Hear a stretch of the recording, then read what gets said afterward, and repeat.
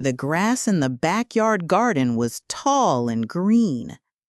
If you peeked between the blades, you'd find a tiny, busy world just below.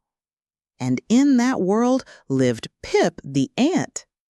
Pip was smaller than a pebble, but his heart was big and his legs were fast. He loved helping his ant family, carrying crumbs, finding seeds, and making new tunnels. But one day, Pip wanted to do something even bigger. I want to help the whole garden, he thought. So he waved goodbye to his anthill and marched off into the tall grass, 6 little legs stepping in time. Not far from the anthill, Pip found Busby the bee, circling clumsily above a sunflower. Busby looked worried. Her tiny wing had a little tear, and she couldn't reach the flower's sweet nectar. Pip waved his antennae and pointed to a nearby rock. Busby landed carefully, and Pip climbed all the way up the flower stem. At the top, he nudged the nectar drop toward the edge, letting it slide down a curled petal, straight into Busby's reach. Busby sipped gratefully and gave a happy twirl in the air. Pip smiled and marched on. Next, near a puddle, he found Wibble the worm, twisting and turning in a muddy patch.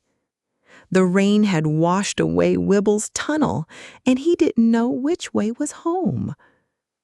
Pip tapped gently on a leaf and motioned with his antenna. Wibble followed, wriggling slowly as Pip led him through the soft, damp soil, around a rock, under a stick, and right back to his favorite hole in the ground. Wibble wiggled a thank you wave and disappeared into the dirt. Pip's chest puffed with pride.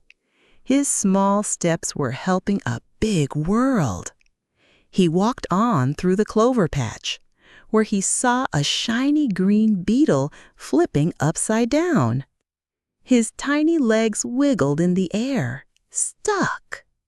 Pip hurried over, pressed his shoulder under the beetle's shell, and pushed until the beetle rolled back onto his feet.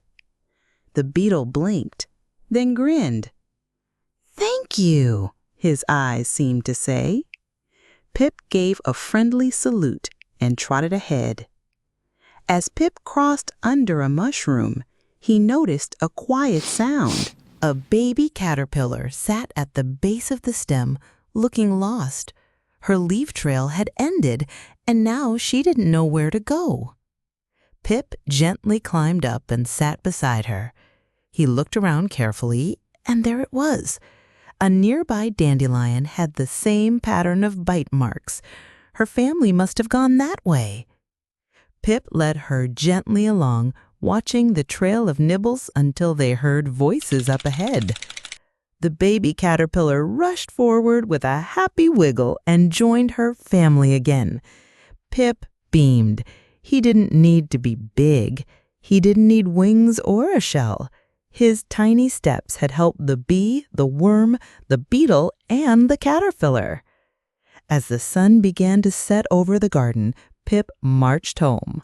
The leaves glowed golden. The air smelled like flowers.